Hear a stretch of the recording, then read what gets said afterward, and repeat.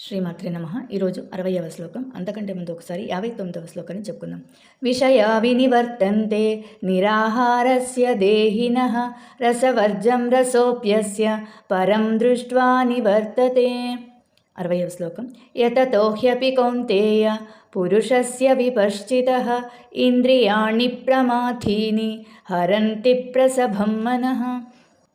యతతో స్వీయ నియంత్రణ అభ్యాసం చేసేటప్పుడు హ్యపి దానికి కూడా కౌంతేయ అర్జున కుంతీపుత్రుడా అని అర్థం. అర్జునునికి ఇంకొక పేరు కౌంతేయ.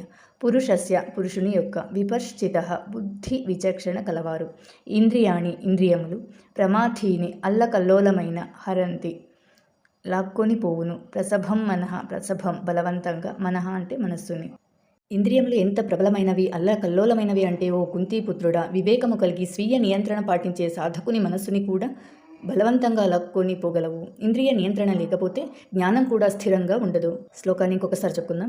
యతతో హ్యపి కౌంతేయ పురుషస్య విపశ్చితః ఇంద్రియాణి ప్రమాథీని హరంతి ప్రసభం మనః. 61వ శ్లోకాన్ని రేపు చెప్పుకుందాం.